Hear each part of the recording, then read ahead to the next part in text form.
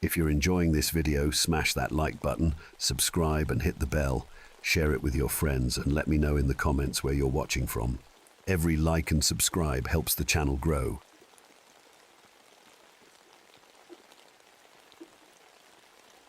My name is James O'Connor and I've been a ranger at the Boundary Waters for 15 years now. Most folks call me Jim, and at 45 I've seen pretty much everything these woods can throw at a person. Well, at least that's what I thought until that winter of '77. I guess I should tell you that before becoming a ranger, I served in Vietnam with the Marine Force Recon. Those years taught me how to survive in the worst conditions imaginable, but sometimes I wonder if all that training was enough for what I encountered in those frozen woods. Every morning, I look at my hands, specifically at the 3 missing fingers on my left hand, and remember, the doctors called it frostbite, but I know better. Some nights, I still wake up in a cold sweat, hearing those screams echo through my head.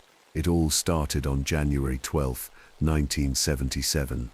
I remember the date clearly because it was one of the coldest winters Minnesota had ever seen. The temperature gauge at my ranger station read -45 degrees that morning. Looking out my cabin window, all I could see was white. The snow was coming down so hard it was like someone had hung a white sheet in front of my eyes. That's when the radio crackled to life. 3 hikers were missing in Sector 7, the most remote part of our area. My boss's voice was tense. "Jim, I know it's bad out there, but you're the only one who knows that sector well enough to go in these conditions." I didn't hesitate. Maybe I should have. But you see, 15 years ago, I lost my younger brother Tommy to hypothermia in weather just like this. I couldn't save him then, but maybe I could save these hikers now. As I packed my gear, I had no idea I was about to face something that would make my worst days in Vietnam look like a walk in the park. Something that our ancestors had warned us about for centuries, something that lurked in the coldest, darkest parts of these ancient woods.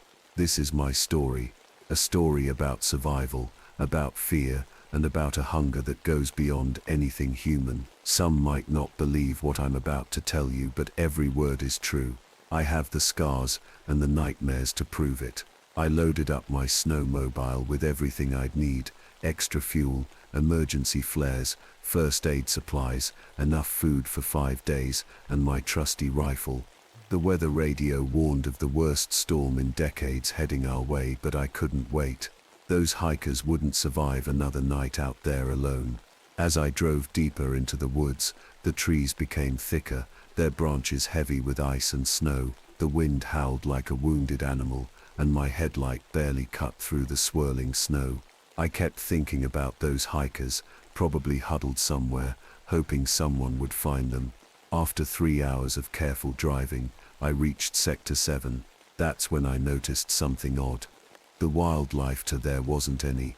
Usually you'd see tracks of moose, deer, or at least rabbits, but the snow was eerily smooth, except for one set of tracks that made my blood run cold. They were huge, bigger than any moose tracks I'd ever seen, and they were fresh. I've tracked animals all my life, but these were different. They looked almost human, but each print was at least 2 feet long. I pulled out my radio to report back to base, but all I got was static. The storm must have been interfering with the signal. As I put the radio away, I heard it, a scream that didn't sound quite human, echoing through the valley. My military training kicked in. I grabbed my rifle and flashlight, marking my snowmobile's location with bright orange tape. The screaming had come from the east, where the old mining trails wound through the hills.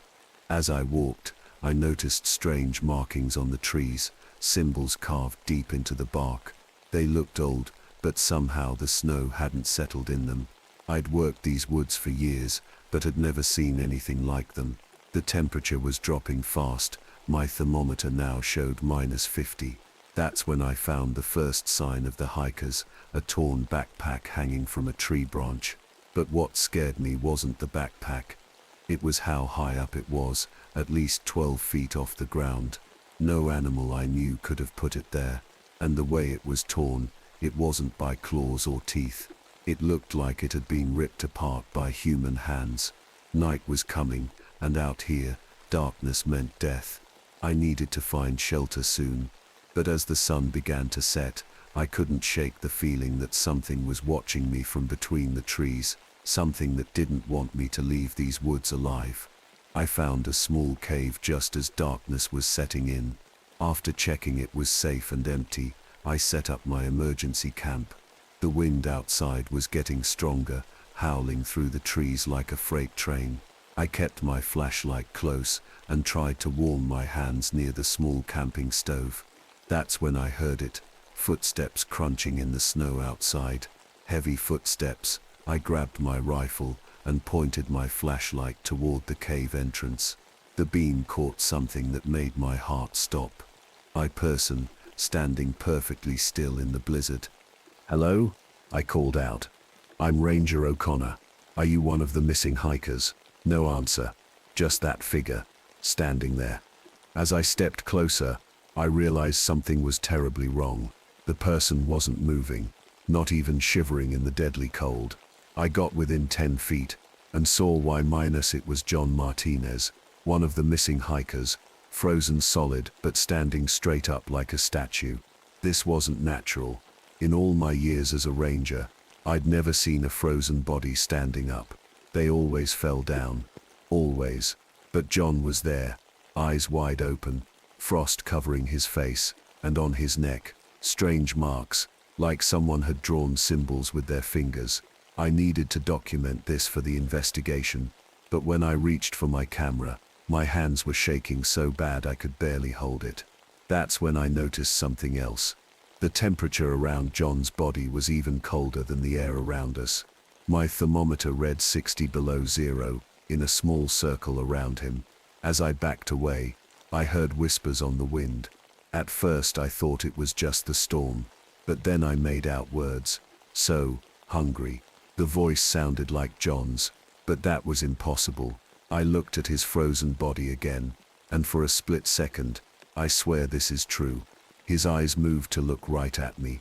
I ran back into the cave, my heart pounding. This wasn't hypothermia playing tricks on my mind. This was something else, something worse.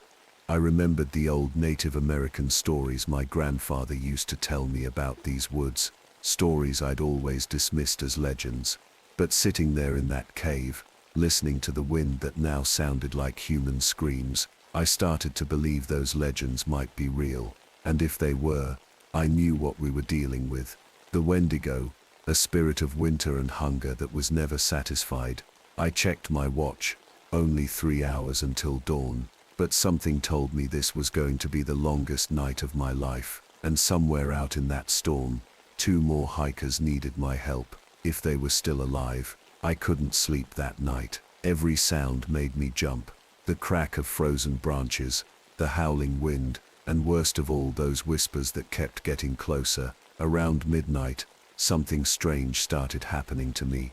I felt hungry, not normal hungry, but a deep, burning hunger I'd never felt before. I had plenty of food in my pack, but after eating 2 energy bars and some beef jerky, the hunger just got worse. It felt like my stomach was trying to eat itself. That's when I remembered another part of the Wendigo legend. It makes its victims feel starving, no matter how much they eat. At 2 a.m., my flashlight caught movement outside the cave. Something tall was moving between the trees, much taller than any person should be. I grabbed my rifle, trying to keep my hands steady. The beam of light showed glimpses of a skeletal figure, its skin pulled tight over long twisted bones. It had to be at least 15 feet tall. "Help, please help me," a woman's voice called out, probably Sarah Chen, another one of the missing hikers, but the voice was coming from the direction of that tall figure. I knew it wasn't really her. The thing out there was trying to trick me. I stayed quiet, pressing myself against the cave wall. The creature moved closer. I could smell it now, like rotting meat and frozen earth. It stopped right at the cave entrance, and I saw its face. I'll never forget that face. Human-like, but wrong, with black eyes as deep as wells and teeth that were too long, too sharp. It smiled at me. My training told me to shoot, But something deeper told me bullets wouldn't help. The creature reached into the cave with its long bony arm. Its fingers were like icicles stretching toward me. The cave temperature dropped so low my breath turned to ice crystals before it left my mouth. That's when I remembered the flare gun in my pocket. I didn't think, I just acted. I pulled it out and fired straight at the thing's face. The red light lit up the cave like daylight, and the creature screamed, a sound like breaking ice and howling wind mixed together. It disappeared into the storm, but I knew it wasn't gone. It was just waiting, playing with me, like a cat with a mouse. Dawn was still hours away, and I had a terrible feeling that finding John's frozen body was just the beginning. The real horror was still to come. When the first light of dawn finally came, I was shaking not just from the cold but from what I'd seen. That hunger was still there gnawing at my insides. I had to keep moving. I needed to find the other two hikers before whatever got John got them too. I packed up my gear and stepped out of the cave. The storm had died down a bit, but the air felt wrong, heavy and thick, like breathing through ice. That's when I saw them. Footprints in the snow, leading away from the cave. They started as those huge tracks I'd seen before but slowly changed into normal human footprints. They had to be Sarah Chen's. Following the tracks, I came across a second campsite. A torn tent flapped in the wind, and supplies were scattered everywhere. But something was odd. While the food was untouched. If someone was starving out here, why didn't they eat anything? I found Sarah's diary near her sleeping bag. The last entry made my skin crawl. It read, "So hungry, can't stop eating, but nothing helps. Tom keeps saying he sees something tall following us. I'm starting to see it too. It whispers to me at night, says it can make the hunger stop if I just..." The entry stopped there. Suddenly, I heard branches breaking behind me. I spun around, rifle ready. Through the trees, I saw a figure running, but not like a normal person.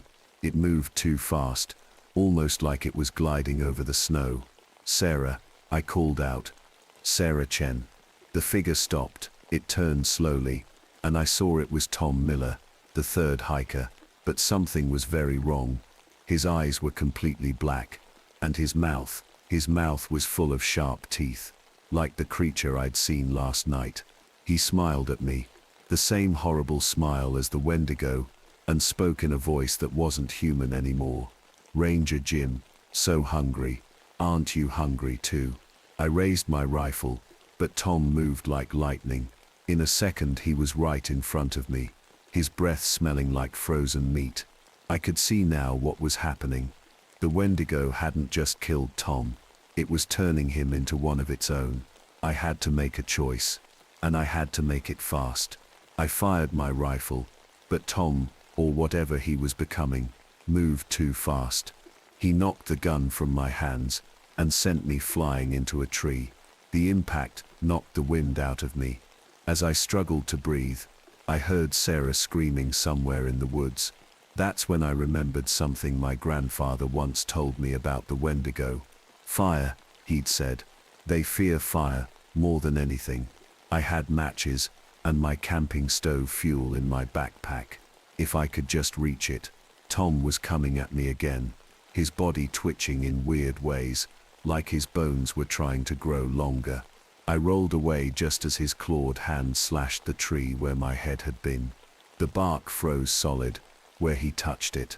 "Join us, Ranger," he growled, his voice a mixture of human and something else.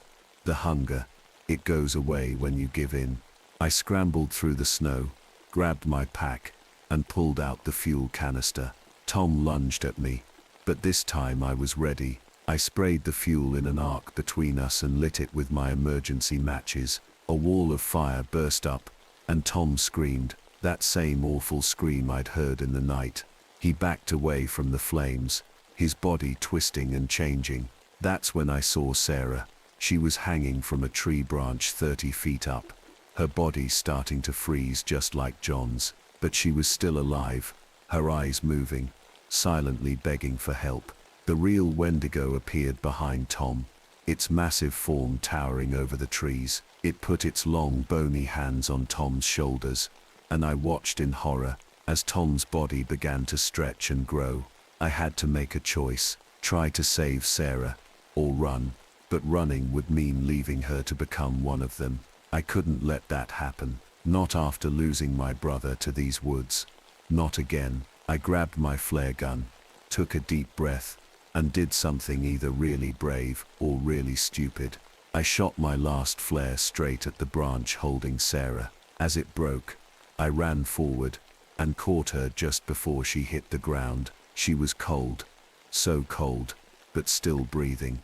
The wendigo roared, and Tom lunged at us through the flames. I half carried, half dragged Sarah toward an old mine shaft I'd spotted earlier. It was our only chance. Behind us, I could hear them coming, their footsteps shaking the ground. The hunger in my stomach was getting worse, and I could feel Sarah starting to twitch in my arms. "Don't listen to the whispers," I told her. "Whatever happens, don't listen." We made it to the mine entrance just as Tom caught up to us. He wasn't even looking human anymore. His arms had grown too long. His face stretched into something horrible. The real wendigo was right behind him, its black eyes fixed on us. Inside the mine shaft, I saw something that gave me hope. Old Native American drawings on the walls. They showed the wendigo, but also showed how to fight it. There were symbols, the same ones I'd seen carved in the trees. Sarah's skin was turning grey, her teeth starting to sharpen. She grabbed my arm, crying, "Help me please, I'm so hungry." The wendigo and Tom blocked the entrance. We were trapped. But looking at those cave paintings, I realized what I had to do. My grandfather had taught me about blood offerings, how they could bind evil spirits. "Sarah, hold on," I whispered. "Just hold on a little longer." I pulled out my knife and did something I never thought I'd do. With shaking hands, I cut my palm and started drawing the symbols from the cave walls with my own blood. The wendigo screamed, not in anger this time, but in fear. It knew what I was doing. "Ancient spirits," I said the words my grandfather had taught me. "I offer my blood freely to bind this evil." The mine shaft got colder than ever. Sarah was shaking violently now, her eyes turning black. Tom rushed at us, but hit some kind of invisible wall where I'd drawn the symbols. The wendigo tried to reach us too, but couldn't cross the bloodline. But something was wrong. The symbols were freezing over too fast. I needed more blood. Without thinking, I grabbed my knife again. That's when the wendigo's long arm shot forward, catching my left hand. 3 of my fingers turned black with frost instantly. The pain was horrible, but I managed to complete the circle with my blood. The mine shaft filled with a bright blue light. Sarah screamed, human scream this time, as something dark poured out of her mouth. Tom's body began to shrink back to normal, but I could tell he was already gone. The wendigo thrashed and howled as the symbols on the wall began to glow. Its body started getting pulled into the rock wall like it was being sucked into a vacuum. The sound it made, I still hear it in my nightmares. Then everything went quiet. Sarah was unconscious but breathing normally. Tom's body lay still on the ground, human again but lifeless. My left hand was burning with pain where my fingers had frozen. I heard voices calling from outside. The rescue team had finally made it through the storm, but they wouldn't believe what really happened. Nobody ever does. That was 3 years ago. My missing fingers are my proof that it wasn't just a dream or hallucination. Sometimes on cold nights I can feel them again, aching with ghost pain. And sometimes I still hear whispers in the wind calling me back to those woods. The hunger never fully went away. It's quiet now, but it's still there. And I know the wendigo isn't gone, just trapped, waiting. Every winter, I check the weather reports from Boundary Waters. When I hear about missing hikers up there, I wonder. But that's a story for another day. The rescue team found us at dawn. They had lots of questions, but I couldn't tell them the truth. Who'd believe a story about a 15-foot monster that turns people into ice? I told them we got caught in the storm, and that's all. Sarah made it, but she was never the same. Like me, she couldn't eat meat anymore. Even the smell of it made her sick. She moved to Arizona after that. I guess she never wanted to see snow again. The official report said Tom and John died from the cold. The strange marks on their bodies. They blamed it on animal attacks. The weird symbols in the mine. Old graffiti, they said. It's funny how people explain away things they don't want to believe. I quit my ranger job a month later. Couldn't handle the cold anymore.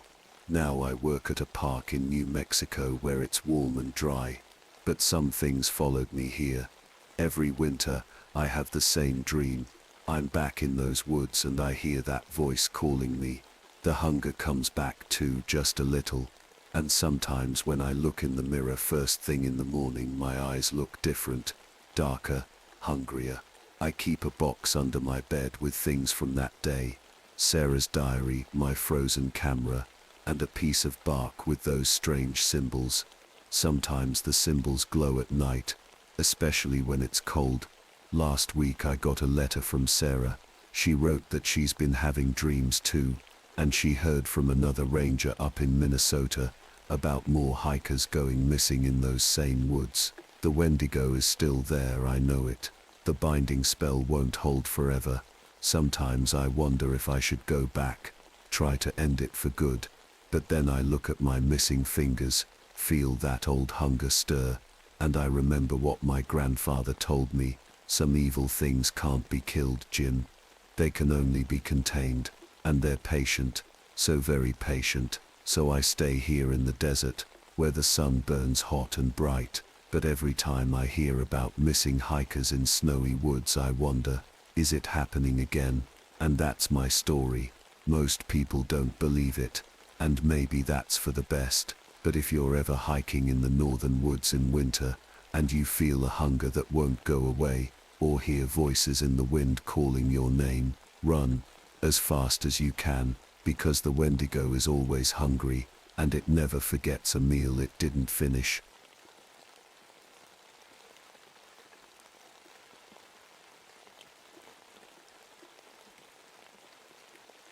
My name is Marcus Rodriguez, and I've been a ranger at Red Rock Canyon for the past 15 years. The red sandstone cliffs have been my home, my sanctuary, and lately, they've become something else, a place of nightmares. I still remember that scorching morning in August 1983, when everything changed. The sun hadn't even risen, but the air was already thick and heavy, like breathing through a hot blanket. The weather folks were calling it the worst heat wave in Nevada's history, with temperatures climbing up to 115 degrees.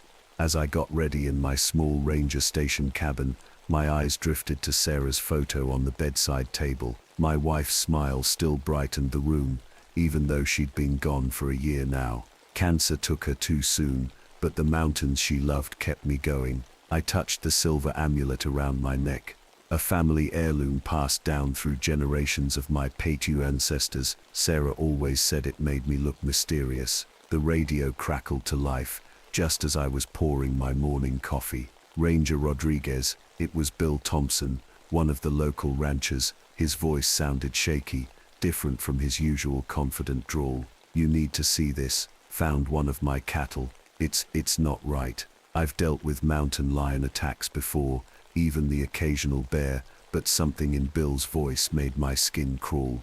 Grabbing my gear and hat, I headed out to my patrol truck. The morning air was already shimmering with heat as I drove down the dusty road to Bill's ranch. What I found there would be just the beginning of the strangest and scariest summer of my life. I didn't know it then, but those red cliffs held secrets older than the rocks themselves, and some secrets, I would learn, are better left buried in the desert sand. Little did I know, my training as a search and rescue specialist, my climbing skills, and even my Native American heritage would all be tested in ways I never imagined, because something was awakening in Red Rock Canyon, something that howled at dawn and left tracks no known animal could make. This is my story, a story about survival, about ancient legends coming to life, and about learning that sometimes the real monsters aren't the ones that hide in the dark. They're the ones that hunt in broad daylight. When I reached Bill's ranch, I could tell something was wrong. His usual friendly dogs were hiding under the porch, whimpering. Bill stood by his fence, his face pale and sweaty, and not just from the heat. Over there, he pointed to a spot behind his barn. I've never seen anything like it, Marcus. Walking over, I saw what had scared him so badly. One of his cows lay on the ground, but this wasn't any normal animal attack. The cow had been torn apart in a way that made no sense. What caught my eye were the tracks around it. 3-toed prints bigger than my hand. They weren't from any animal I knew, and I knew every creature in these parts. What do you think did this? Bill asked, his voice barely a whisper. I'm not sure, I answered honestly, taking photos with my camera, but I've been getting strange reports all week. 3 rock climbers have gone missing from the canyon. That's when we heard it, a howl that made us both freeze. It wasn't a coyote or a wolf. This sound was different, deeper, and it came from somewhere up in the red cliffs. The strange thing was, it was broad daylight. Most predators don't howl during the day. My amulet felt warm against my chest, something that hadn't happened before. I remembered my grandfather's words about it being more than just jewelry, about how it would warn me of danger. I'd always thought those were just stories to entertain kids, but now, Bill, lock up your animals tonight, keep your family inside. I'm going to check out those cliffs. Back in my truck, I radioed the station to report what I'd found, but as I drove toward the canyon, something caught my eye in my rearview mirror. For just a second, I thought I saw a large shape moving between the rocks. When I stopped to look, it was gone. The heat was getting worse, making the air shimmer like water, but I couldn't shake the feeling that something was watching me, something that shouldn't exist, something that was hunting in my canyon. I parked near the base of the climbing trails where the last group had disappeared. Their car was still there, covered in dust. As I got out, I noticed more of those strange 3-toed tracks in the dirt. They led toward a cave opening I'd never noticed before. Even though I'd been past this spot hundreds of times, my radio crackled with static, making me jump. Through the noise, I could barely make out words. Marcus, be careful, they're not what you think. The voice faded into static, and my amulet grew warmer still. Standing there in the scorching heat, I had to make a choice, follow those tracks into the cave, or wait for backup. But something told me waiting wasn't an option. Whatever was happening in Red Rock Canyon needed to be stopped, and somehow, I knew I was the only one who could do it. I took my flashlight and emergency pack from the truck. The cave entrance was narrow, barely wide enough for me to squeeze through. The cool air inside was a relief from the desert heat. But something felt wrong, really wrong. My flashlight beam showed more of those strange tracks in the dust. They were fresh. Whoever might them had been here recently. The beam also caught something that made my heart skip: a torn climbing rope and a broken helmet. Hello? I called out, my voice echoing through the cave. This is Ranger Rodriguez. Is anyone here? Only silence answered, but then I heard something dripping. Following the sound, I found a small pool of water. Next to it was a backpack, one that belonged to the missing climbers. It was torn, with dark stains that looked too much like blood. That's when I saw the drawings on the cave wall.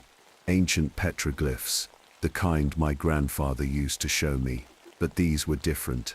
They showed tall, wolf-like creatures walking on 2 legs. Some were hunting. Others seemed to be changing from human to beast. My flashlight beam made the red paint look like fresh blood. Suddenly, my amulet turned hot, really hot.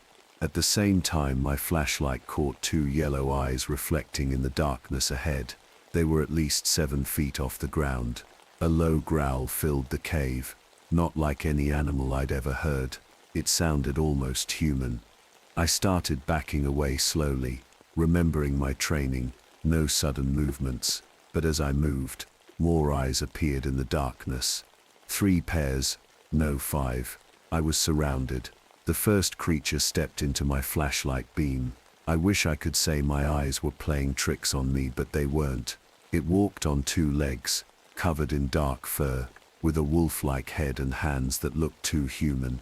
It carried something that made my blood run cold, a modern hunting knife. My radio burst to life with a scream of static, startling both me and the creatures.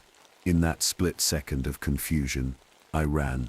I ran faster than I ever had in my life, squeezing through passages, scraping my shoulders on rock walls. The sounds of pursuit echoed behind me, claws on stone and those terrible half-human howls. I barely made it back to the cave entrance. The bright sunlight seemed to make them hesitate just long enough. I scrambled into my truck, started the engine, and sped away. In my rearview mirror, I saw dark shapes at the cave mouth, watching me leave. Back at the ranger station, my hands were shaking as I wrote my report. How could I explain what I'd seen? Who would believe me? But I knew one thing. I needed help. It was time to visit the tribal elders. If anyone knew what these creatures were, it would be them. The sun was setting now, painting the red rocks with shadows that looked like claws. Somewhere out there those things were waiting, and somehow, I knew they weren't done with me yet. The drive to the Paiute reservation took an hour, but it felt like forever. Every shadow on the road made me jump. The sun was setting, turning the sky blood red, when I finally reached my grandfather's old friend Thomas Running Bear. Thomas was sitting on his porch, almost like he was expecting me. His weathered face turned serious when he saw my amulet glowing faintly in the dim light. "You've seen them, haven't you?" he asked before I could even speak. "The ones who hunt at dawn." I sat down next to him and told him everything. The cattle, the tracks, the cave, those wolf creatures. He listened quietly, nodding, as if he'd heard it all before. "Your grandfather feared this day would come," Thomas said, his voice low. "Every 20 years when the heat comes like fire they wake up. The last time was in 63. A ranger disappeared then too." "What are they?" I asked. "Our people called them the Shadow Walkers. They were once men, Spanish explorers who found something evil in those caves, something that changed them." He paused, looking at my amulet. "That's why your grandfather gave you this. He knew his grandson would need it someday." Thomas went inside and came back with an old leather bag, a medicine bag, decorated with symbols I remembered from the cave walls. "Inside are things you'll need. Sacred herbs, blessed stones, and your grandfather's journal." He wrote down everything he knew about them. Thomas handed me the bag. "But be careful, Marcus. They're smart. They use tools, they plan, and they remember. And now they know about you." Just then, a howl echoed across the desert, closer than I expected. Thomas grabbed my arm. "They're hunting you already," he said urgently. "Listen carefully. They're strongest at dawn and dusk. They can't be killed by normal weapons. Only the old ways can stop them. Your amulet will guide you, but you must figure out how." I heard another howl, even closer. Thomas pushed me toward my truck. "Go, get back to your station before dark.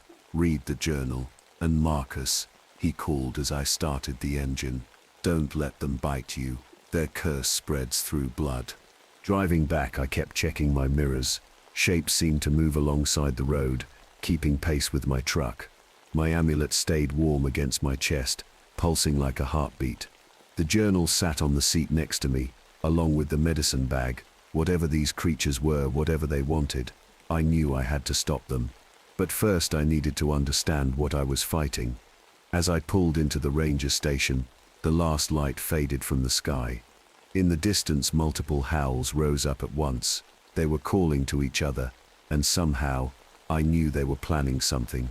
I locked every door and window in the station. Then, with my amulet glowing softly, I opened my grandfather's journal and began to read. My hands shook as I opened my grandfather's old leather journal.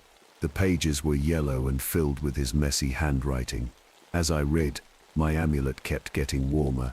The first pages told about the medicine bag Thomas had given me. Each item had a purpose: tobacco for protection, sage to drive away evil, cedar for healing, and sweet grass for prayers too. But what caught my eye was a story about the shadow walkers. They come when the heat rises. My grandfather had written, they hide in darkness, but can walk in daylight. They fear fire and bright light. They were once men who found something evil in the caves, something that changed them forever. I heard scratching sounds outside the station windows. Looking up, I saw shadows moving in the moonlight.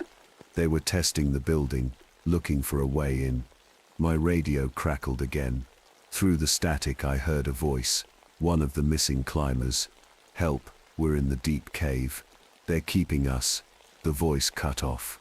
I checked my grandfather's journal again. There was a map drawn in shaky lines, showing cave systems I'd never known about.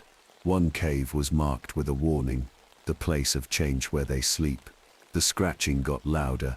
I saw yellow eyes peering through the windows, but the creatures wouldn't come closer. That's when I noticed. They were staying away from the light of my desk lamp. My grandfather's last entry caught my attention. The curse spreads through blood, but the old medicines can stop it. The amulet will show the way. But remember faces. They plan, they think. They're not just animals, they're something worse. A loud howl made me jump. It sounded like it came from right outside my door, but this time I heard something else in it. Words, they were calling my name. Dawn was coming soon. I had to make a choice: stay hidden in the station, or try to save those climbers. The medicine bag felt heavy in my hands, and my amulet pulsed with warmth. I knew what I had to do, but first I needed a plan. I gathered everything I thought I'd need: flashlights, extra batteries, rope, my grandfather's medicine bag, and a flare gun. The journal said they feared fire, so I grabbed every match and lighter I could find. The scratching outside had stopped, but I knew they were still there, waiting, watching. I looked at my watch. 4:30 a.m. Dawn was coming in about an hour. According to the journal, that's when they'd be strongest. But I couldn't wait any longer. Those climbers needed help. My hands trembled as I drew a circle of tobacco around myself, just like the journal said. Then I tied the medicine bag to my belt and checked my amulet. It was glowing brighter now, like a tiny moon against my chest. "Okay, Marcus," I whispered to myself. "You can do this." I opened the door slowly. The night was eerily quiet. No crickets, no desert sounds, just silence. My flashlight beam cut through the darkness, showing empty ground, but the air had smelled wrong, like wet dog and something rotten. The amulet pulled me toward the caves, getting warmer with each step. I followed my grandfather's map, moving as quietly as I could. Every few steps, I'd stop and listen. Sometimes I'd hear movement behind rocks, or catch glimpses of eyes in the darkness. They were following me. Halfway to the caves, I heard it, a human voice crying out in pain. It came from the direction my amulet was pulling me, but something felt wrong, too easy. That's when I remembered my grandfather's warning. They're smart, they plan. I spun around just in time to see them. 3 huge shapes rushing at me from different directions. They moved like wolves but stood like men, their yellow eyes glowing in my flashlight beam. My heart pounding. I did the only thing I could think of. I fired the flare gun straight up. Red light exploded overhead, and the creatures backed away, howling in pain and anger. But I knew the light wouldn't last long, and somewhere in those caves, people needed my help. As the flare started to fade, I ran toward the cave entrance, hearing those terrible half-human howls behind me. The real hunt was about to begin. The cave felt different this time, colder, darker. My flashlight beam showed the way, but the shadows seemed to move on their own. Water dripped somewhere deep inside, each drop echoing like a tiny drum. I followed the map, trying to breathe quietly. The amulet was so hot now, it almost burned. Suddenly I heard voices ahead. Human voices. The missing climbers. Hello, a weak voice called out. Is someone there? I'm Ranger Rodriguez, I whispered back. I'm here to help. Following the voice, I found them. 3 climbers huddled in a small cave room. They looked terrible, dirty and scared, but alive. One of them, a young woman, had a bad cut on her arm.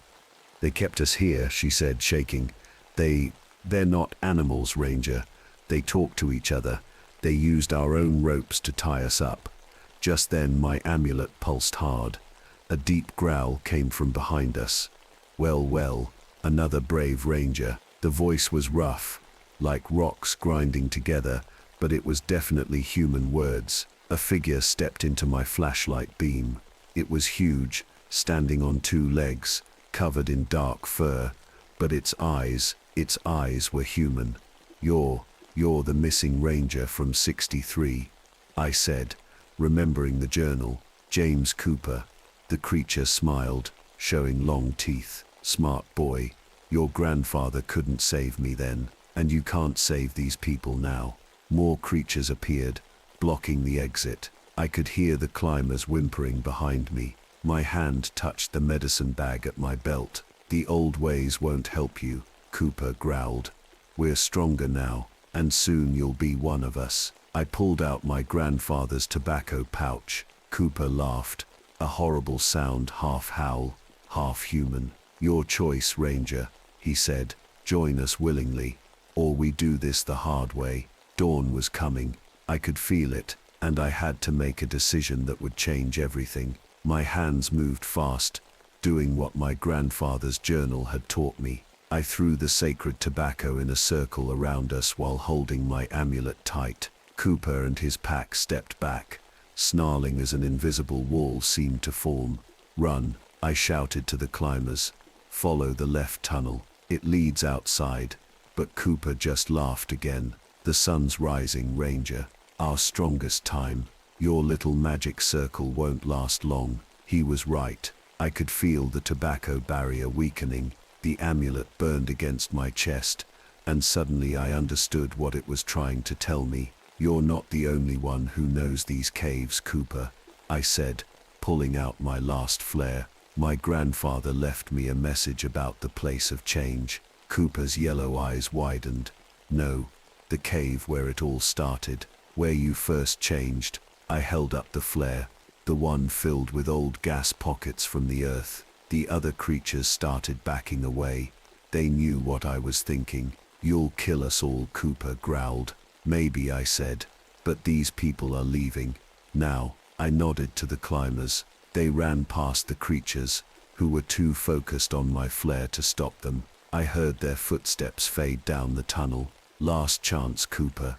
Let us go, or we all burn. He looked human for a moment. Sad, tired, lost. Then the monster came back to his eyes. Take them, he ordered his pack. I struck the flare. The cave exploded with red light. The creatures howled and covered their eyes. I ran, following the climber's path. Behind me, I heard Cooper's angry roar turn to panic as the flare hit the ground. The explosion came just as I reached the others. The blast threw us forward, hot air rushing past. Rocks fell everywhere. We made it outside just as the sun rose. Behind us, the cave entrance collapsed in a cloud of dust. My amulet grew cold. The climbers were crying, hugging each other. They were safe, but I knew it wasn't over. In the distance, a single howl rose up, filled with pain and anger. Cooper had survived, and now he would never stop hunting me. I touched my amulet, feeling its power. Somehow, I knew this was just the beginning of a much bigger fight. The next few days were a blur. The police came, took statements, and searched the caves. Of course they found nothing, just collapsed tunnels and strange tracks they couldn't explain. The climbers told their story, but who would believe tales of walking wolfmen? But I knew the truth. Every night, I heard them howling in the distance. They were regrouping, planning, and my amulet never stopped its warm warning. A week after the cave incident, I noticed the first change in myself. The bite mark Cooper had given me during our fight was healing too fast. I could smell things I shouldn't be able to smell, hear things too far away to hear. I rushed back to Thomas Running Bear. His face turned grim when he saw my arm. "The curse is in your blood now," he said quietly, "but your grandfather's amulet is fighting it. You're caught between two worlds, Marcus. What can I do? You must return to the caves every full moon. Perform the ritual your grandfather wrote about. It will keep the curse at bay."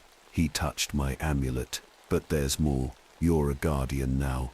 The shadow walkers will return. They always do, and you'll be ready." That night, standing on my porch at the ranger station, I heard Cooper's voice in the wind. "This isn't over, Ranger. We'll meet again." I touched my amulet and felt its power pulse through me. "I'll be waiting," I whispered back. The desert stretched out before me, its red rocks hiding ancient secrets. Somewhere out there, Cooper and his pack were watching, waiting. But I had a new purpose now. I was no longer just a ranger. I was a protector, a guardian of boundaries between our world and theirs. My grandfather knew this day would come. That's why he left me his journal, his medicine bag and his amulet. Now I understand why. Some say there are no real monsters in this world. They're wrong. I've seen them. I've fought them. And as I watch the sun set over Red Rock Canyon, I know one thing for sure. I'll fight them again, because the howls at dawn are getting closer.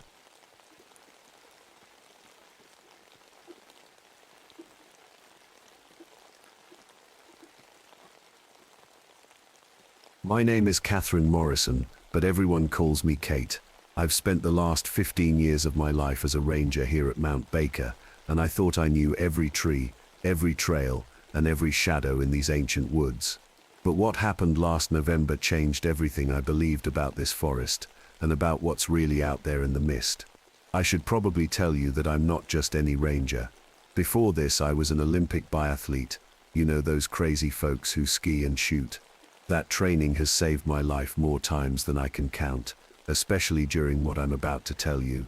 These days I'm 41, single and more comfortable with trees than people.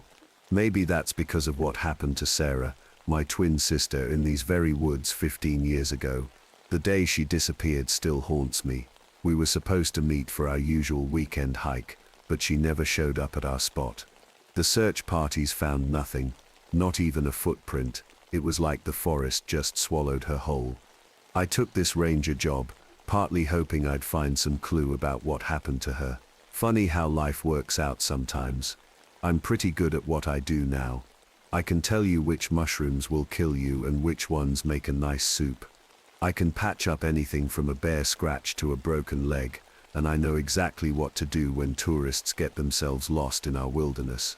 But nothing, not my Olympic training, not my wilderness medicine expertise, not even my years of experience, could have prepared me for what started happening when that strange fog rolled in. It began on a Tuesday morning in November 1991. The air felt different that day. You know how sometimes you can smell snow coming? This was like that, but wrong somehow. The birds had stopped singing, and in a forest as alive as ours, that's never a good sign. My radio kept crackling with static, and my compass was spinning like a drunk teenager playing Twister. That's when the first report came in about the walking trees. I remember laughing when I heard it. Walking trees. Someone had clearly been watching too many fantasy movies. But then the calls kept coming. 5 scientists from the research station up on the mountain had gone missing. Strange mushrooms were popping up overnight. Not the normal kind, but ones that seemed to glow in the dark. And the fog, that thick, unnatural fog that seemed to have a mind of its own. I didn't know it then, but that morning was the beginning of the most terrifying experience of my life. It was also the start of finally understanding what happened to Sarah. Sometimes I wish I'd called in sick that day, stayed home with my coffee and my cat. But then again, some mysteries demand to be solved, even if the truth is more horrifying than anything we could imagine. Let me tell you what really happened on Mount Baker that November, but I warn you, after hearing this story, you'll never look at a foggy forest the same way again. And those mushrooms growing in your backyard. You might want to keep a closer eye on them. It started like any normal morning at the ranger station. I was checking the weather reports when Tom, one of our junior rangers, burst through the door. His face was pale, and he was breathing hard, like he'd just run a marathon. "Kate, you need to see this," he said, hands shaking as he handed me his phone. "The research team up at Station 7, they sent this video an hour ago." The video was shaky, but I could see Dr. Chen, the lead scientist, looking worried. Behind her the fog was so thick you could barely see the trees. "We're observing some unusual phenomena," she said in the video. "The fog isn't behaving normally, and our equipment..." Then the video cut off. I tried calling their station. No answer, just static. "Get me my gear," I told Tom, "and call headquarters to let them know I'm heading up there." As I packed my backpack, I went through my mental checklist. First aid kit, extra batteries, emergency flares, satellite phone, and my trusty rifle. Something in my gut told me I'd need every single item. The drive up the mountain road was eerier than usual. The fog kept getting thicker, and my radio kept picking up strange noises. Not static exactly, but something that sounded almost like whispers. I turned it off. When I reached the parking area near Station 7, something felt off. The research team's vehicles were there, but there were no footprints in the fresh mud. No voices, no movement, just that strange thick fog, swirling around everything. I checked my compass out of habit, and my heart skipped a beat. The needle was spinning in circles, just like it had the day Sarah disappeared. A chill ran down my spine that had nothing to do with the cold.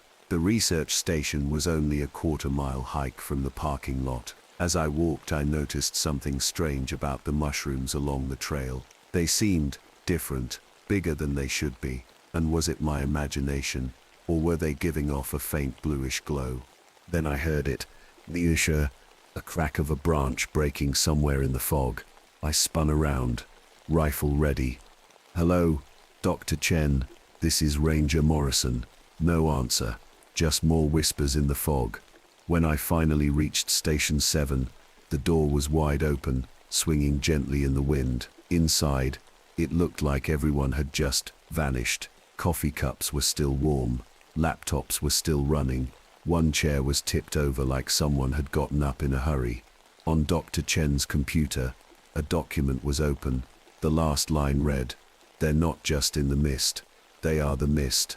That's when the power went out, and I heard something moving outside.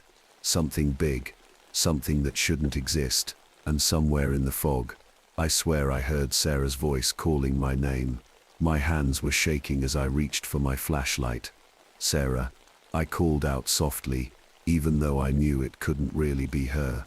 My sister had been gone for 15 years, but that voice, it was so familiar.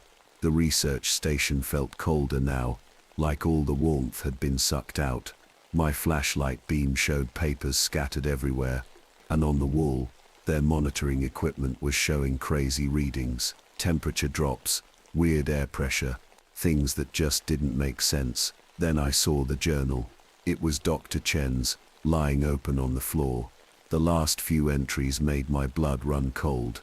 Day 1, fog's getting thicker, equipment acting strange. Day 2, saw something in the mist, tall, not human. Day 3, the mushrooms are spreading, growing too fast. Day 4, they're watching us, in the trees, in the fog. Day 5, they're here. The last word was scribbled, like she'd written it in a hurry. I heard another sound outside, a weird sliding noise, like wet branches dragging across the ground. My training kicked in. Stay calm, Kate. Think. I moved to the window, keeping my back to the wall. What I saw made me forget how to breathe for a second. In the fog, there were shapes moving, tall, thin shapes that looked almost like people, but wrong. They swayed like trees in the wind, but there wasn't any wind. My radio crackled to life, making me jump. My radio crackled to life, making me jump. Through the static, I heard fragments of voices.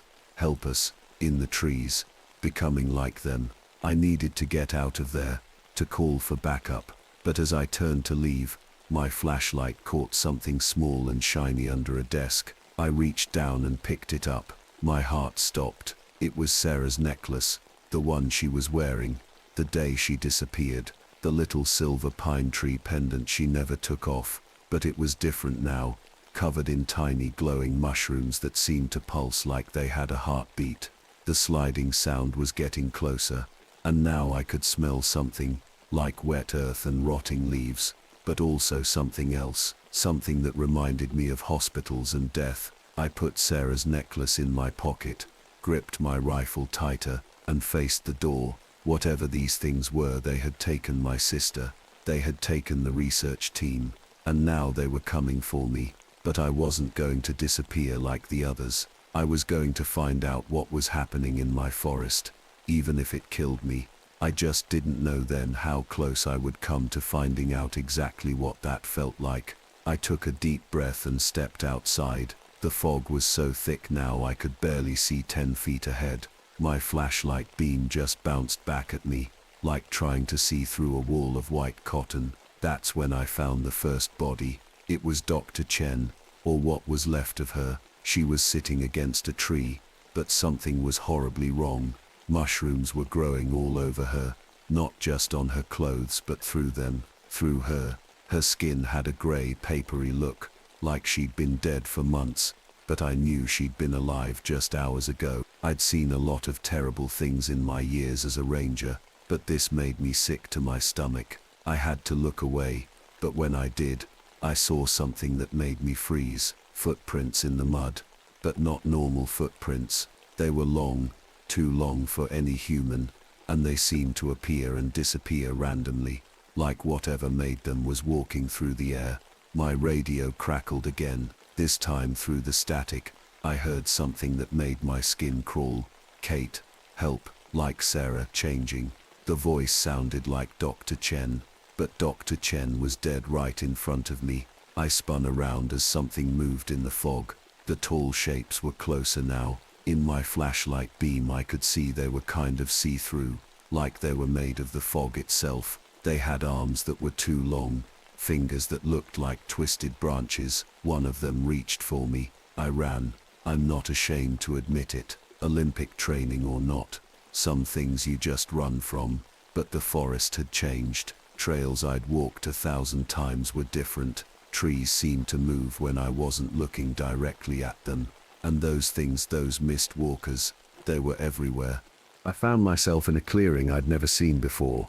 There was a circle of old stones in the middle, covered in strange markings that seemed to glow with the same blue light as the mushrooms.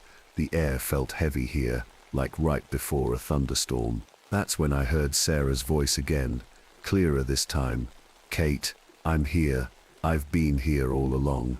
I turned slowly. Through the fog I saw a figure that looked like my sister, but there were mushrooms growing on her too, and her eyes were glowing that same pale blue. Sarah, I whispered, what happened to you? She smiled, but it wasn't my sister's smile anymore. We can show you, she said. We can all be together again. The mist walkers were closing in around me. I could feel the fog getting thicker, trying to get inside my mouth, my nose. The mushrooms at my feet were growing, reaching for my boots. I had to make a choice, and I had to make it fast. My hand went to my pocket where I kept the emergency flares. The thing that looked like Sarah took another step closer. Even in the thick fog I could see how her skin had turned almost transparent, with glowing blue veins running through it like tiny rivers. It doesn't hurt, Kate, she said softly. They saved me when I fell. They showed me everything. The forest is alive, more alive than we ever knew. You're not my sister, I said, but my voice was shaking. Sarah would never want this. The mist walkers were so close now, I could feel their cold breath on my neck. It smelled like wet earth and decay. One of them touched my shoulder with its long branch-like fingers, and I felt a numbness spreading from where it touched me. That's when I noticed something important. The stone circle. There were small holes in the ground near each stone, and they were releasing steam.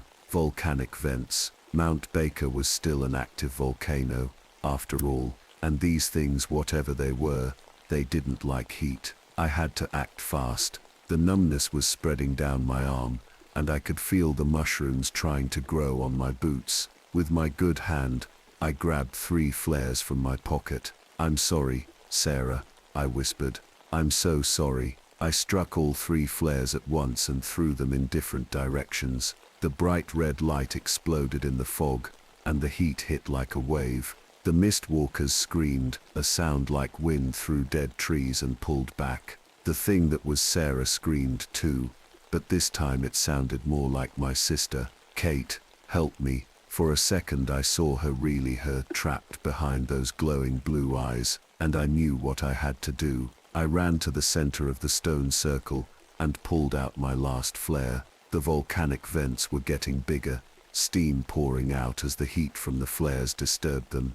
The mist walkers were trying to retreat, but they seemed stuck to the mushroom network that covered the ground. "If you're really in there, Sarah," I said, "forgive me." I struck the last flare and jammed it into the biggest vent. What happened next was like a nightmare in slow motion. The ground started shaking. Hot steam burst from all the vents at once, filling the clearing with burning mist. The mist walkers shrieked and twisted, their fog-like bodies starting to break apart in the heat. The mushrooms began to shrivel up, turning black and crumbling. As they died, I heard voices, dozens of voices, crying out in relief, like souls being set free. I recognized some of them as the missing research team. Kate, Sarah's voice was clear now, more human. The thing that had been wearing her face was melting away, but inside it, I could see her, my real sister, like a photo coming into focus. "Thank you," she whispered, and smiled, my sister's real smile one last time before she faded away like morning mist. But I wasn't safe yet. The heat was making the ground crack open. More steam vents were appearing, and the stone circle was starting to collapse. My lungs felt like they were on fire from the hot air. I tried to run, but my legs wouldn't move. Looking down, I saw why mist mushrooms had grown up my boots and around my ankles while I'd been distracted. They were dying now, but they were taking me with them. I fell to my knees, struggling to breathe. The world was spinning. Through the chaos, I saw something rise up from the middle of the stone circle, something huge and glowing, like a giant mushroom queen. It reached for me with thousands of tiny glowing threads. "You'll join us, anyway," it whispered in my head. But then I remembered something, my knife. With shaking hands I pulled it from my belt and started cutting away at the mushrooms holding my legs. The queen thing was getting closer, its glowing threads almost touching my face. Just as I cut through the last mushroom, the ground gave one final shake. A massive burst of steam shot up from the center vent, hitting the mushroom queen directly. It made a sound I'll never forget, like 1,000 voices screaming at once. I rolled away and ran. I ran faster than I ever had in my Olympic days. Behind me the clearing collapsed in on itself, taking the stone circle and the mushroom queen with it. I didn't stop running until I reached my truck. When I finally looked back, the strange fog was gone. The forest looked normal again, but I knew I wasn't normal anymore. That was 3 months ago. I'm still a ranger at Mount Baker, but everything's different now. I'm different. The official story is that a small volcanic event caused toxic gases which made everyone hallucinate. The research team's bodies were never found. They're listed as missing, presumed dead from the gas exposure. The area is now blocked off, for safety reasons, they say. But I know the truth, and I can see the changes in myself. It started with small things. I found mushrooms growing on my boots every morning, no matter how many times I cleaned them. Then I noticed I could hear the trees, not like crazy person hearing voices, but feeling what they feel. When a tree is sick or dying, I know it. When it's happy, I know that too. The doctors found strange blue patterns under my skin, like tiny glowing veins. They ran tests but couldn't explain it. Sometimes at night, these patterns glow softly, just like those mushrooms did. I keep a journal now, writing down everything I remember and everything that's still happening. Sometimes my hand shakes when I write. and tiny mushrooms sprout from the ink spots on the paper. I have to burn those pages. Last week a hiker got lost in the forest. I found him in minutes because somehow I just knew where he was. The trees told me, I think. Or maybe it was the mushrooms that grow everywhere I walk. Sarah visits me in my dreams. Not the scary glowing version, but my real sister. She tells me I did the right thing, that she's at peace now. I want to believe it's really her and not just my mind playing tricks. The forest feels different too. The stone circle is gone, buried under tons of rock, but there are still places where the fog gets thick and my compass goes crazy. I mark these spots on my map and make sure hikers stay away. Sometimes on really quiet nights, I think I can still hear them, the mist walkers. They're weaker now, hiding in the deepest parts of the forest. Waiting, growing, but they're afraid of me too. They know what I did to their queen. I should be scared, knowing what's still out there, knowing what's happening to me. But strangely I'm not. Whatever I'm becoming, I'm still me. Still Kate Morrison, just more. And I'm still here protecting my forest. Because now I know there are things in this world that need watching, things that hide in the mist, things that grow in the dark. And sometimes the only thing standing between them and everyone else is one park ranger who knows the truth. So here I sit in my ranger station, writing this down as the sun sets behind Mount Baker. The mushrooms on my desk are glowing softly, keeping me company while I work. Tomorrow I'll go out on patrol again, checking those marked spots on my map, making sure the mist walkers stay in their dark corners. I keep Sarah's necklace with me always. The little silver pine tree pendant is now wrapped in tiny luminescent mushrooms that I can't remove. But I don't want to. It reminds me of what happened, what's real, and what I'm fighting for. New rangers sometimes ask me about that November, about the volcanic incident. I just smile and tell them to stay alert, to watch the fog, and to never ignore their compass when it starts spinning. Most importantly, I tell them to report any strange mushrooms they find, especially the glowing ones. They laugh, thinking I'm joking. I let them think that. But if you're ever hiking in Mount Baker National Forest, and you see fog that moves against the wind, or mushrooms that glow blue in the dark, or trees that don't look quite right, turn around, walk away, call for Ranger Kate Morrison. I'll come find you, I'll keep you safe. It's my job now, more than ever, because the mist walkers are still out there, and sometimes late at night, when the fog rolls in thick and heavy, I hear them whispering. They're waiting, growing stronger, planning, but this time I'm ready for them. This time I'm not just watching the forest. The forest is watching with me.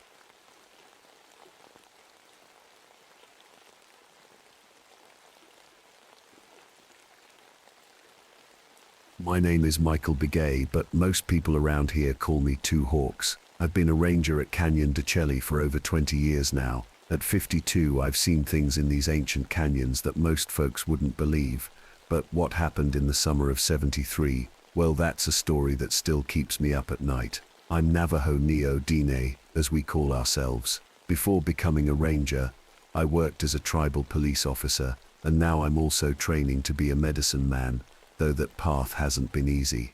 You see, I carry a heavy weight from my younger days when I broke some sacred tribal laws. Those mistakes, they came back to haunt me in ways I never imagined. Let me tell you about Canyon de Chelly.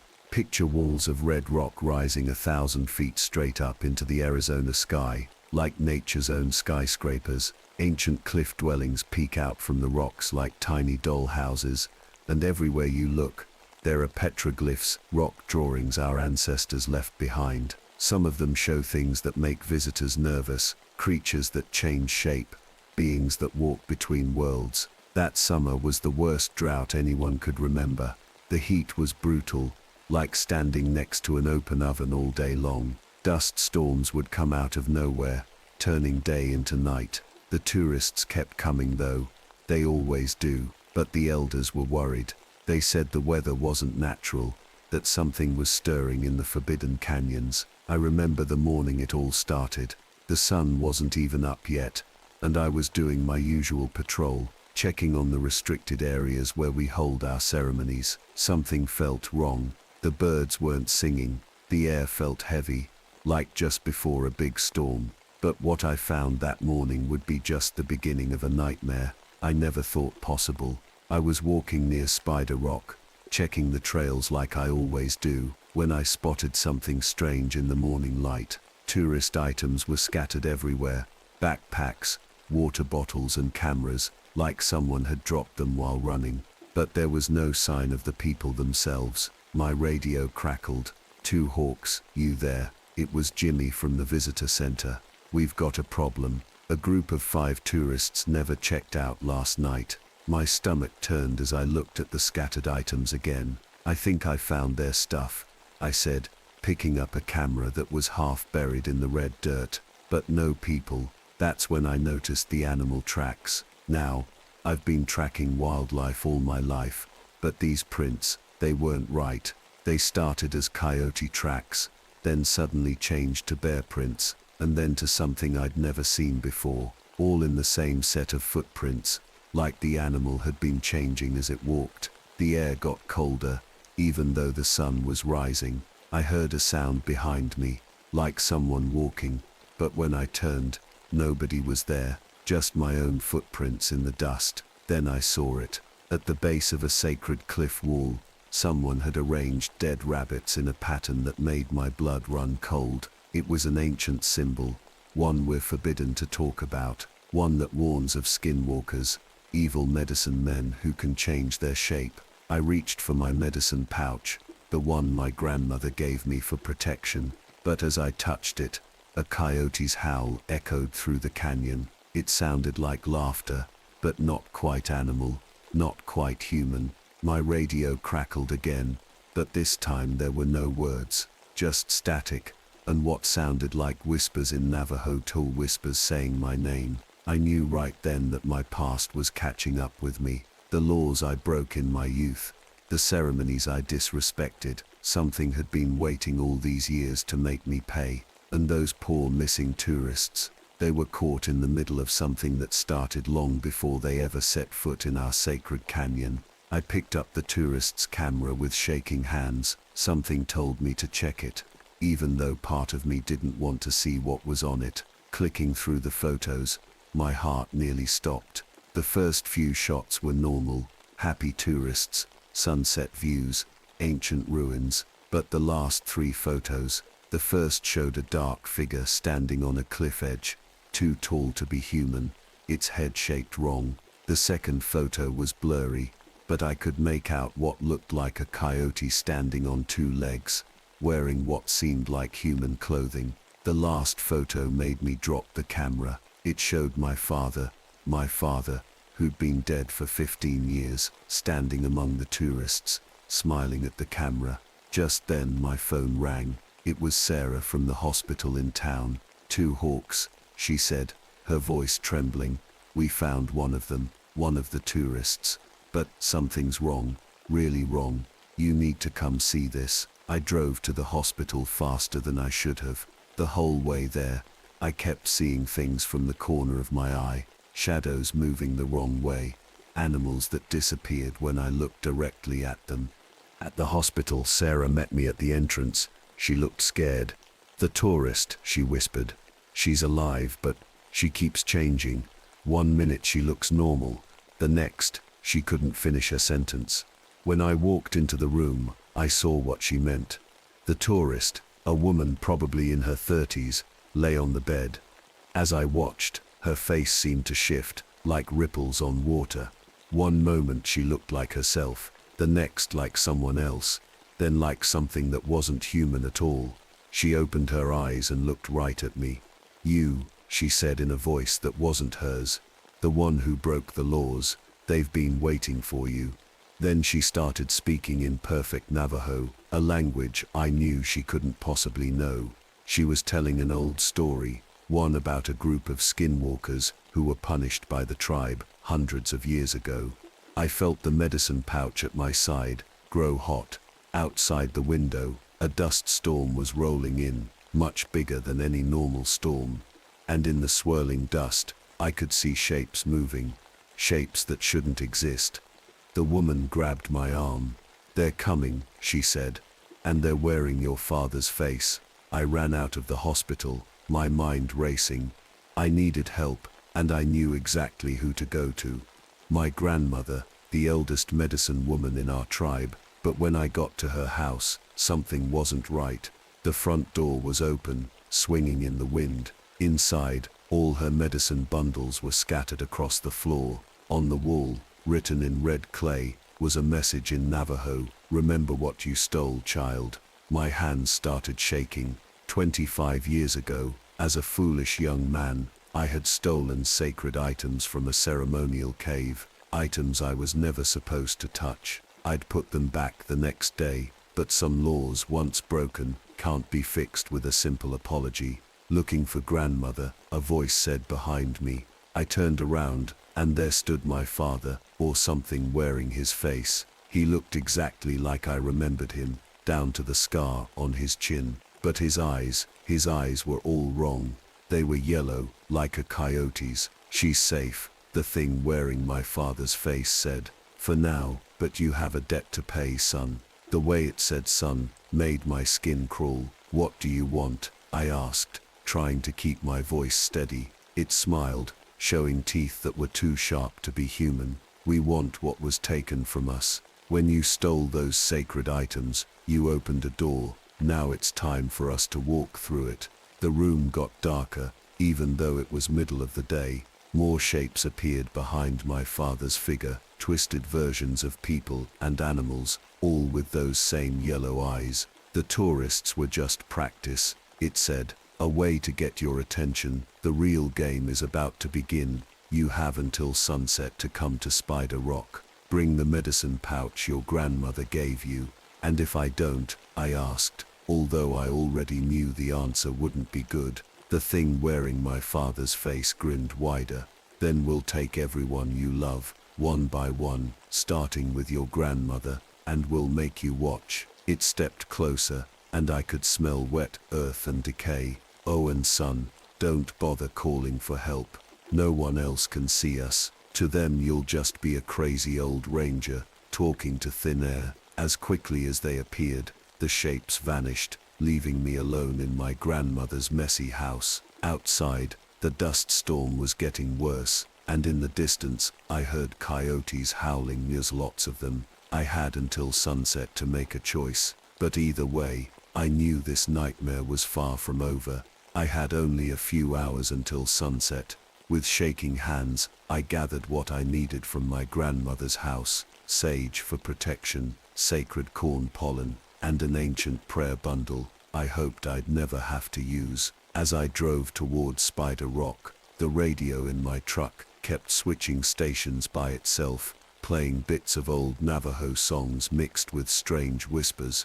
The temperature dropped so low I could see my breath, even though it was a hot summer day. Then my phone rang. It was my daughter, Mary. "Dad," she said, her voice shaking, "something's wrong with Tommy." Tommy was my 10-year-old grandson. "He's talking in a strange voice, saying things about your past," and his eyes looked different. My heart nearly stopped. They were going after my family already. "Listen carefully," I told her. "Take Tommy to Old Joe's house." Old Joe was another medicine man I trusted.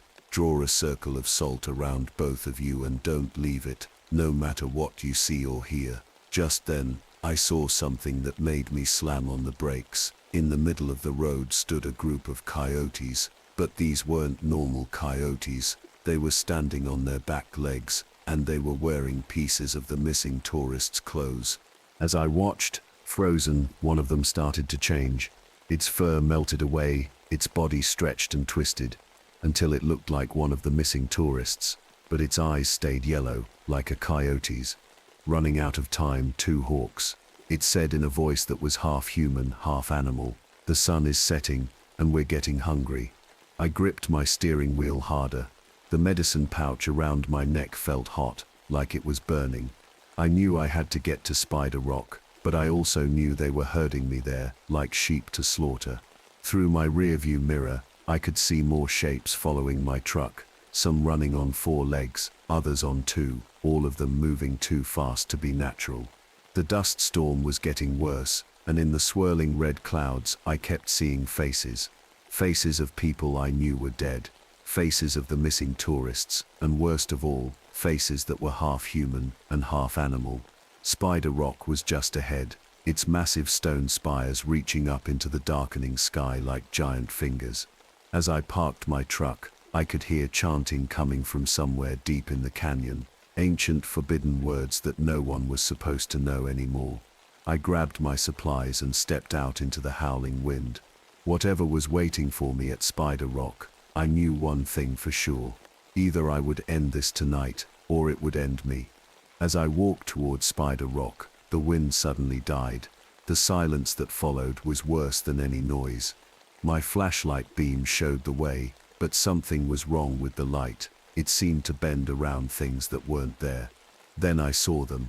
The missing tourists, all 4 of them, tied to the base of Spider Rock with ropes made of shadow. They were alive, but their faces kept changing, like TV channels switching back and forth. One minute they looked normal, the next they had animal features, coyote eyes, wolf teeth, crow beaks. "Welcome home, son." My father's voice came from behind me. But when I turned around, it wasn't just him anymore.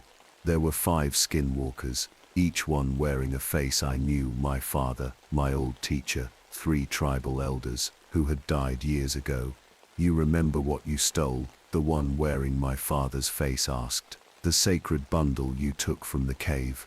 It wasn't just any bundle, it was our prison. For 100 years we were trapped in there, until your foolish young hands set us free. My grandmother's medicine pouch felt like it was on fire against my chest. The skinwalkers started circling me, moving in ways that hurt my eyes to watch. "We've waited 25 years, another one said, its voice like rocks grinding together, growing stronger.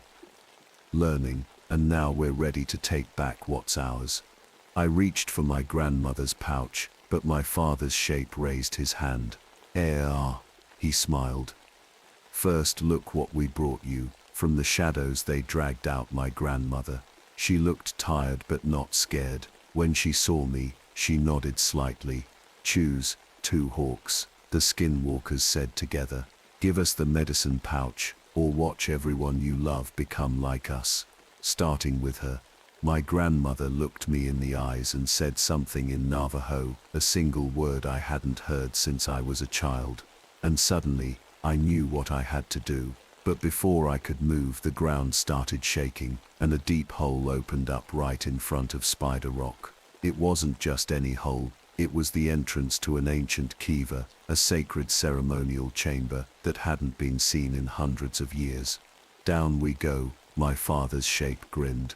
"Time to finish this where it all began." The skinwalkers forced me down into the kiva. The air was thick with the smell of old dust and something else, something rotten. My flashlight showed ancient paintings on the walls, but they seemed to move in the beam like they were alive. "Remember this place?" my father's shape asked. "This is where you took the bundle, where you broke the seal that held us." My grandmother was beside me now, her hand finding mine in the dark. The tourists were still above ground. We could hear their confused cries. Suddenly, all 5 skinwalkers started changing at once. Their borrowed faces melted away, showing what they really were: twisted things, part human, part animal, with eyes that glowed like hot coals. They were something from our oldest stories, something that should have stayed buried in the past. Now, the thing that used to look like my father said, "Give us the medicine pouch, or watch what we do to her." It reached for my grandmother, but my grandmother squeezed my hand and started singing, an ancient prayer song, one I remembered from my childhood. The skinwalkers screamed, a sound that was half howl, half human cry. I joined in the song, my voice shaking at first, then growing stronger.